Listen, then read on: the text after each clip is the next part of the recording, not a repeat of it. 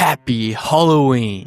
A huge part of the Halloween season is diving into those spooky, overlooked horror movies that somehow slipped through the cracks.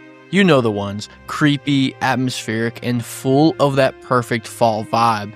But for some reason, nobody ever talks about them. These are the movies that deserve more love. Films that capture the magic of Halloween. Whether it's through eerie small towns, pumpkin-lit streets, or pure nostalgic weirdness. You guys seem to enjoy part 1, so I thought what a better way to celebrate Halloween than to bring you guys 5 more underrated Halloween horror movies to check out. And just like part 1, I picked 5 underrated gems I think would be perfect for an October night watch, even though there's only a few nights left. We got everything from fun and campy to dark, slow burns. All movies that will get you in that perfect spooky season mood if you're not already in it for whatever reason. If you enjoy Halloween movies like me, and if you also enjoyed the video, smack a like and hit that subscribe button to help out the channel. But enough yapping, let's get into 5 more underrated Halloween movies. Our first movie is Tales of Halloween from 2015. Man, what a better way to start the list than a movie that absolutely embraces the spirit of the season. Tales of Halloween is basically a love letter to everyone who grew up loving trick-or-treat, urban legends, and pretty much anything that goes bump in the night. This one's an anthology film made up of 10 different stories, all taking place on the same Halloween night in a small suburban town.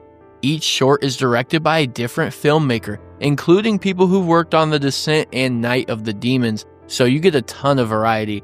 There's everything from creepy creatures, demons, and slashers to pure dark comedy chaos. What's so fun about this movie is that no matter what type of horror you're into, they've got something here for everyone to enjoy. They got campy Halloween segments that kind of feel like they came out of a 90s TV show, and then others that are genuinely terrifying with amazing atmosphere. Not every story hits perfectly, but the ones that do are absolutely awesome. If I had to name one of my favorites, just thinking off the top of my head, I have a lisp right now because these things. But off the top of my head, I'm going to go with the first story. I'm not even going to say anything about it. If you don't have time to watch maybe the whole movie, guys, just turn on that first segment. It's like 10 minutes long, and it's such a good time. It's one of those movies that oozes Halloween energy. The glowing jack-o'-lanterns, the sound of kids running around in costumes, and that orange-tinted lighting that makes you want to carve a pumpkin right after watching. Fun fact, this film actually features a lot of cameos and Easter eggs from horror icons. You'll spot people like Adrian Barbeau from The Fog and John Landis, and even little nods to classics like Halloween and Trick or Treat. It's literally a horror fan's playground. You can currently find Tales of Halloween streaming on Pluto, Tubi, and Zumo, all for free right now. Our second movie is All Hallows Eve from 2013. Now this one is definitely the most known horror movie here on this list, but still underrated by a long shot, especially considering it houses the origin of one of the most popular horror icons of all time, and especially here in the 2020s. And that's Art the Clown, baby. If you only know him from the Terrifier movies, you got to go back and watch this from where it all started and how he began. This is another anthology-style horror film with 3 separate stories, all connected through a mysterious VHS tape that a babysitter finds while watching 2 kids on Halloween night. As she plays the tape, each story gets darker and more disturbing, and the whole thing builds up and connects at the end in a crazy way. And you can't forget that unforgettable short, The Ninth Circle, featuring Art the Clown. It's grainy, it's gritty, and it perfectly captures that old school found footage meets midnight horror show feeling. This movie absolutely nails that Halloween night vibe for me. You have the creepy lighting, the old TV fuzz, eerie costumes, and that sense that something's just off. And at only about an hour and 20 minutes, this thing is perfect for a quick Halloween night watch. What I love most is how raw and low budget it really feels. It's like something you shouldn't even be watching, which just makes it more unsettling. Plus, getting to see Art the Clown in his original form before Terrifier is kind of wild. And actually, there's a lot of differences. You see the original character. It's kind of cool to see he has truly emerged. He has truly evolved over the years. You can see how he kind of went from creepy background character, kind of a creepy guy, to full-on terrifying horror icon, no pun intended. Fun fact, All Hallows Eve was actually created by Damien Leone, who would later go on to create Terrifier from 2016 and Terrifier 2 from 2022 and Terrifier 3 from 2024, which you probably already know. But the short film The Ninth Circle inside this movie was where Art the Clown was born, and his design and tone were refined later for Terrifier. So technically, this is Art the Clown's first true origin story. You can currently find All Hallows Eve playing on Tubi, Pluto TV, and Xumo Play, all for free. Our third movie is The Midnight Hour from 1985. Man, this movie absolutely blew me away. I cannot believe it took me so long to watch this movie because The Midnight Hour might just be one of the most overlooked, perfectly feeling Halloween movies of the entire decade. It's one of those rare made-for-TV horror films that kind of feels bigger than its budget. It also feels more ambitious than its premise, and even cozier than it has any right to be. This movie is drenched in pure 1980s Halloween magic. I'm talking costumes, fog machines, suburban graveyards, an energy that feels straight out of a vintage trick-or-treat night. The story centers on a group of teenagers who accidentally unleash a centuries-old curse during a Halloween party in their small town, waking the dead and unleashing chaos on the streets. And what follows is this wild, spooky parade of creatures, vampires, werewolves, zombies, even witches. Basically every monster you can imagine shows up at some point. It feels like a Halloween mixtape that someone turned into a movie, but what really gives it its charm is how earnest it all feels. It's campy, but it also has the same spirit that makes something like Hocus Pocus so endlessly rewatchable. There's something so magical about how this film captures that Halloween vibe from start to finish. You get the fog-covered streets, the orange glow lighting, and the way that every background shot feels like it could be part of a vintage Halloween commercial. It's all so immersive. But then you add in that soundtrack and this movie just skyrockets in rewatch value. The music in The Midnight Hour is honestly, I'm telling you guys, immaculate. I think for the songs that I didn't know, I ended up adding them like all to my playlist. They even have The Midnight Hour in it, which a song I had never heard of before, but it was an absolute banger. And, of course, it fits perfectly because, again, that's the title of the movie, so it was awesome. But the music here is truly like Halloween party energy, the kind that makes you want to turn the lights low, put on some fake cobwebs, and let it play in the background all October long. The fact that it has some of the Smiths, Wilson Pickett, and other 80s greats makes it feel like this is a perfect little time capsule of spooky fun. Now, here's something crazy. This was actually a made-for-television movie that aired on ABC in 1985. Like, this aired on regular TV, which makes it even more impressive how much style and production design they packed into it. The monster makeup still looks great today, and it's wild that something this creative and atmospheric hasn't gained a cult following like it deserves yet. You can currently find The Midnight Hour here, but it's kind of hard to get a hold of, so if you do see it, do not hesitate, watch it right away. I definitely recommend. Our fourth movie is Hack-O-Lantern from 1988. Now this one, oh man, Hack-O-Lantern. It's the definition of so bad it's good.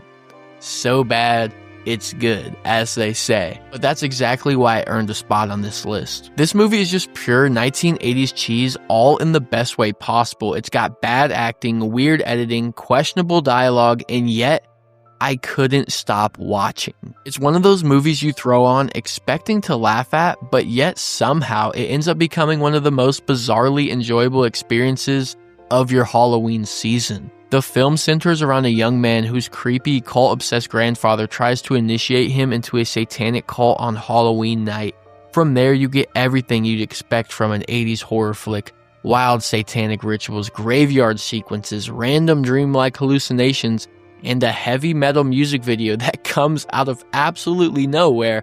The plot is all over the place, but that's kind of what makes it so much fun. You never really know what's going to happen next, and the way it jumps between spooky family drama, supernatural slasher, and cult horror somehow makes it feel like 3 different Halloween movies rolled all into just one. Let's be honest, let's address the elephant in the room. Hack-O-Lantern isn't a good horror movie by anyone's regular standard, if we're being honest. But if you're into that retro, grindhouse style horror where the atmosphere does most of the heavy lifting, this is an absolute treat, not a trick. The first 20 minutes are worth it alone. You have pumpkins everywhere, orange lighting, and a town dripping in classic Halloween imagery. It captures that small town October vibe really well, to the point where you can't even really think about how low the budget is, because you're like, this atmosphere is awesome. The Halloween party scene is genuinely really fun too. It has ridiculous costumes, awkward dancing, and the kind of vibe that makes you nostalgic for those late night VHS rentals. And there's something about that grainy film texture that just makes it feel so authentic.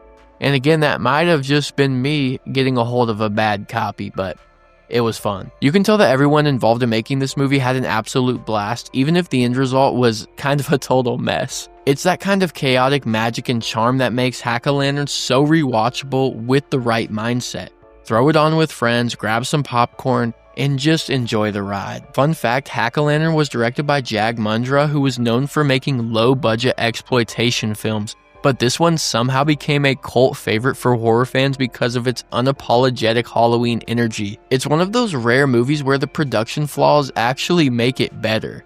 And yeah, if you go to like subreddit and you actually look up Hack-O-Lantern, you're gonna find out people love this movie out there, okay? So be safe. And honestly, a lot of people like this just because there is a cover out there for this film that is absolutely awesome. I'm not even gonna lie to you, it is amazing.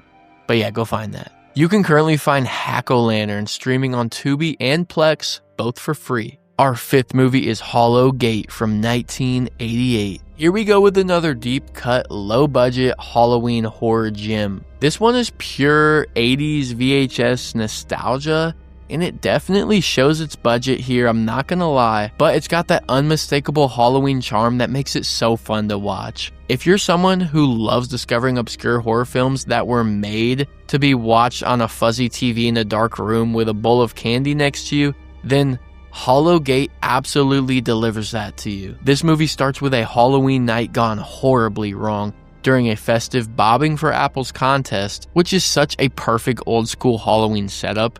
But something tragic happens that scars a young boy for life. Years later, that same boy grows up and decides to seek revenge during another Halloween celebration. What follows is a mix of slasher mayhem, weird humor, and a genuine fall atmosphere that really captures the holiday spirit, even when the execution is rough around the edges. Hallow Gate might not be a masterpiece, but it's definitely an experience. The kills themselves are surprisingly interesting and creative for such a small production, but the low budget does hold it back because most of the kills do have to be off screen. But honestly, that kind of adds to the charm. It's got that less is more effect, so your imagination just fills in the blanks. And that can sometimes be even creepier. It's the kind of horror movie that feels like a time capsule. You got small town Halloween parties, orange lighting, people in plastic costumes from the drugstore, and that grainy 80s film texture that instantly puts you in the October mood.